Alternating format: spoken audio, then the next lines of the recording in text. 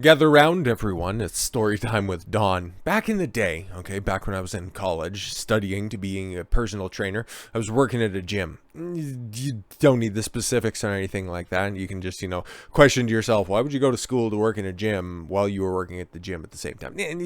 Semantics, obviously. But in some of my downtime, because, you're working at a gym, but at the same time, you're not pestering everybody all the time. So there was quite a bit of downtime.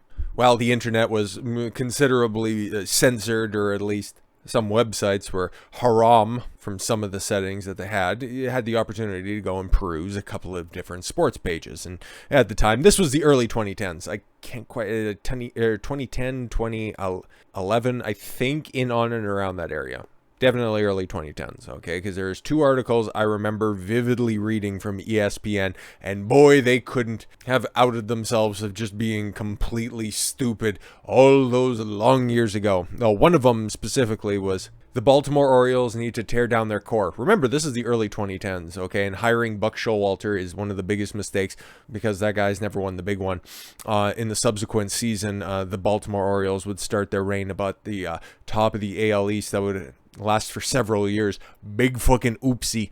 But when it came to the NFL, I forget who wrote this article. It might not have even been on ESPN. I remember that one was on there, and I always remember that because, I can't take ESPN seriously. Maybe this one was on The Score. Maybe it was on TSN. Regardless, it was about the NFL, It was about, if you guys remember, if you were a fan of the NFL back in the day, back when I was, late 2000s, early 2010s, mid 2010s, that's about when I checked out, you might remember a name that is out there, a very prominent wide receiver. There were quite a few during that time, There were the likes of Terrell Owens. Terrell Owens was going through his, gimmicks with Dallas and all the circus that happened afterwards. Chad Johnson, then Ocho Cinco, then Chad Johnson again, also doing a similar shuffle around the league. Intensely talented guys. But then there was also, I think it was the 2006 draft class, but there was Calvin Johnson, Megatron in Detroit, whose career was cut way too short. That guy could have been the greatest wide receiver ever, but, playing in Detroit, there's a certain ceiling that's there, and it's 500. You might be able to, crest above it. You might peek on the roof every once in a while, but you ain't winning shit. Matt Stafford figured that out, and he bounced the fuck out of town. But there's another guy, probably the best wide receiver in that entire class, His name was Larry Fitzgerald. He got drafted by the Arizona Cardinals. Great teammate, great player, intensely skilled, and played a very long time only for the Arizona Cardinals. Stand-up guy. Nobody has anything bad to say about him. His production never dropped off, even with all of the terrible quarterbacks that were out there.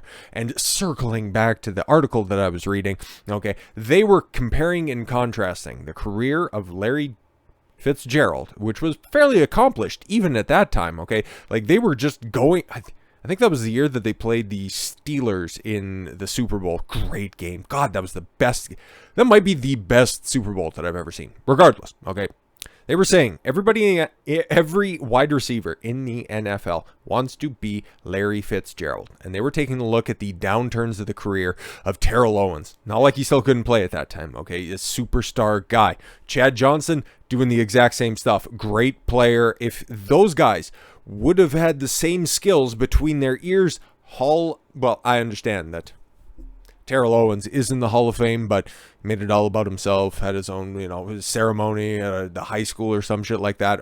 He would have been able to continue to play for as long as he wanted instead of just taking these practice squad deals made good for the Buffalo Bills at the end of his career, continuing to shop his wares afterwards. So when I see a story like this pop up, Odell Beckham Jr., remember, he busted on the scene just about at the time that I was dipping out. He was playing for the Giants. He did that legendary one-handed catch behind his head because Eli Manning's kind of the most accomplished shit quarterback that I've ever seen. He was doing some remarkable stuff. He was the talk of the league. But then there's starting to be some rumors, and there was some rumblings behind the scenes that he was kind of a shit teammate. He was kind of a self-centered guy, made everything all about himself. He ended up getting shipped out to the Los Angeles Rams and won a Super Bowl last year.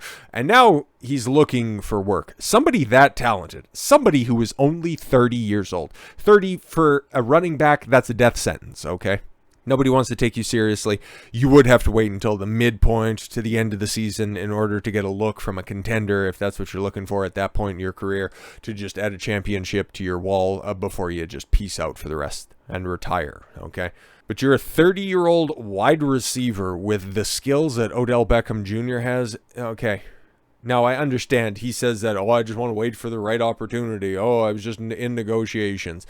It's like, bro, if you had it all together, if you were Larry Fitzgerald, you would have 32 offers on the table in front of you with various lengths of various contract lengths, all multiple years, with a bunch of fucking zeros at the end of it. But you're a shit person, okay? Case in point, Odell Beckham Jr. is labeled aggressive and rude after he was kicked off a plane at 9:30 in the morning in Miami while drifting in and out of consciousness and delayed the entire flight. No, bro, I was just, I had to change my medications and, all that stuff, man. I'm sure he's going to have a ton of excuses. Frankly, I don't fucking care because you've heard this shit for a long fucking time. And I'm sure in the upcoming days, you're probably going to be hearing a couple more rumors coming out of the locker room in Los Angeles. And it's like, yeah, no, we're really glad his skills were on display during that playoff run. Yeah, that was all great and all. But let me tell you about this one time he stitched up one of the cheerleaders. It was pretty fucking sketchy. Where he threatened to dunk the water boy and hold his head under the Gatorade tub until the bubble stopped. He was a fucking freak. But yes, and delayed the entire flight with his narcissism. As the free agent tweets, never in my life have I experienced what just happened. See, it's all about him. He's aggressive and rude. He was kicked off the plane, but I have never experienced such treatment in my life.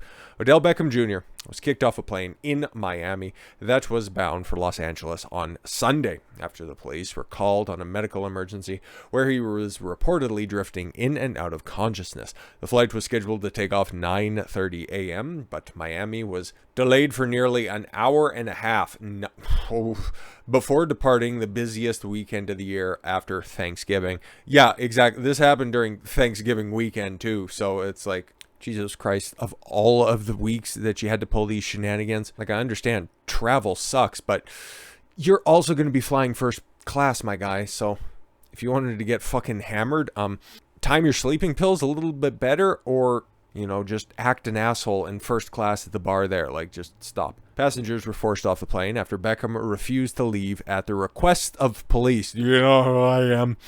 I'm sure there was more colorful language in that, but we'll keep it short.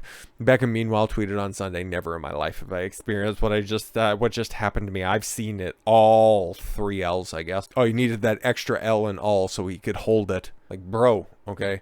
You are too intoxicated to board this flight. You would be a flight risk to everybody involved. You are not aware enough to put your tray table in an upright position during takeoff. Get it sorted, switch out your flight. We'll see you later. We're leaving. Kick me off the plane. And he's a big dude, and if it's some of those air marshals that you see down there at the airport, God bless those tiny Latina women. I just don't want them to be police officers. Just saying. He then tweeted, never in my life, like a 14-year-old girl throwing a fucking hissy fit. And I could never make this up. No, you couldn't stay awake. Footage also surfaced of Beckham Jr. appearing to be escorted off the police to the ticketing area, the airport in Miami. The person who filmed Beckham Jr. being led through the airport replied to another tweet of Beckham's, which said, comedy hour, with forcing us off the plane because you were unresponsive and unruly is not comedy to the hundreds of folks trying to get home, dude. Not cool, man. Oh, fuck. According to his attorney, Beckham did not deserve to be kicked off the flight. Well, of course, his advocate is going to say that. And instead, the victim of an overzealous flight attendant. Okay, but what do you have to say about everybody else that was, more than willing to voice their displeasure, seeking out tweets that you were putting out there and trying to check you on that stuff? Beckham's lawyer, David DeVilliers,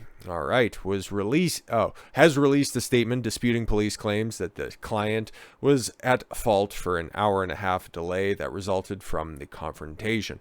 I think the whole hour and a half delay and the entire plane needing to be unboarded probably plays into the fact that you were just being a belligerent dick. And given the size that you are, like, I think he's 6'8" and about mid-2s in weight. Like, if he doesn't want to go anywhere, he's probably not going anywhere. But there he is. Oof, some of Miami's finest right there. Jesus. There he is getting marched through the airport, and it kind of looks like there's not exactly a bunch of adoring fans that are standing at the terminal gate.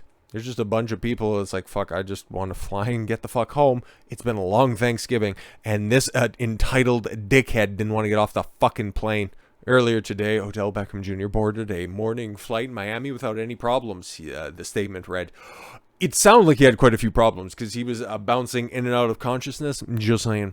The flight was delayed after boarding, and prior to takeoff, Mr. Beckham fell asleep with his blanket over his head. Yeah, you're probably missing some parts of the story here, which is his normal practice for long flights. He was awakened and told the plane was back at the gate and that he needed to get off the plane. That doesn't happen, okay? I've fallen asleep on planes before, plenty of fucking times. Nobody would have simply turned back the plane because you fell asleep before everybody took off. Fuck off. Everybody knows that. Everybody knows that. He responded that he was asleep and that he would put his seatbelt on at that time. He was informed that it was too late and that either would get off the plane or everyone would have to deplane. So instead of just holding the L and being a grown-up about the situation, he decided to throw a hissy fit.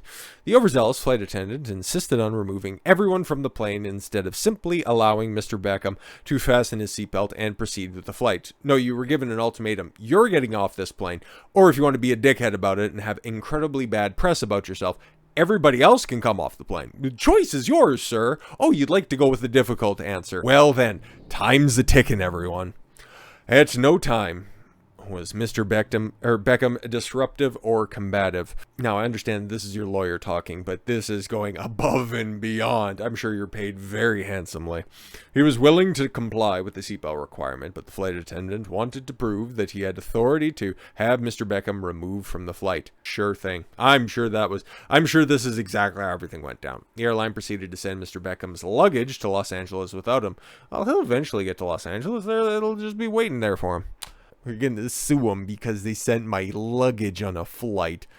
De Villiers went on to say the incident was unnecessary. I'm sure it was if he wasn't being a dickhead about everything. Meanwhile, yeah, nobody's wanting to look at this fuck because I'm sure you disrupted quite a few connections. Sleeping on a plane should not be a cause for removal from a flight. I agree. This isn't what happened. If they would wake him up and the flight returned to the gate, then they could have done the same thing to ask him to put on his seatbelt. I'm sure that was probably offered to him, and there's all of the tweets in succession right there. Oh, but there's our good man, CG, forcing us off the plane because you were unresponsive and unruly is not comedy to the hundreds of folks trying to get home. Not cool, man. Oh, and then somebody else backs him up here. I was on the flight and he wasn't unresponsive. He was sleep. He became sleep. He turned into the concept that is sleep. I understand. They tried to wake him up to put on a seatbelt a couple of times. Oh no, he was only offered an opportunity to put on a seatbelt once. Come on, man, you got to stay with the narrative. Then they got aggressively rude with him, and he responded with the same energy. Get the fuck out of here. Oh, okay. No, man, he was never given a second opportunity. This guy thinks that he's running cover for OBJ, but in reality,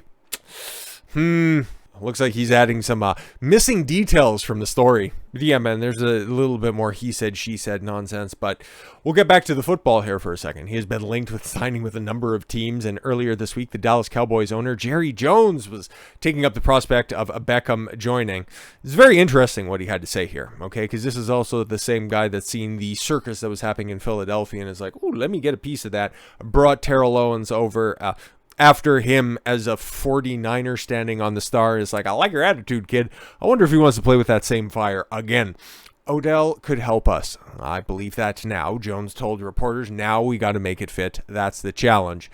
Yeah, exactly, because you got a core there. Quite a talented core. Dax Prescott, pretty good guy. Okay, Ezekiel Elliott, tough year so far, but again, another exceedingly talented fellow. And yeah, because Amari Cooper kind of flamed out. Who's that? Des Bryant, he's not exactly the franchise icon that you'd normally give the 88 to in Dallas, but he's long since gone. So yeah, you definitely could use a wide receiver.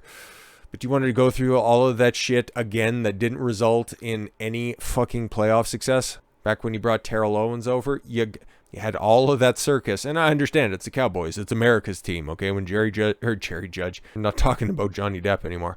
Jerry Jones bought the Dallas Cowboys. He wanted to return it to a glamorous franchise, okay? So we'll see what happens. Obviously, somebody's going to take a flyer, and maybe he'll sign once again and have another magical run to a Super Bowl, okay? That'll be his thing. He'll just sit out for half of the year, sign a massive contract, come in and just help people win championships. Maybe that'll be his thing. It'll just be a new strategy for the NFL to employ. Star receivers left with a half-a-year contract, okay? And you can just go and sign a couple of ringers to just bring them in at the end of the day. But there's an expiration date on this, okay? He signs with the team.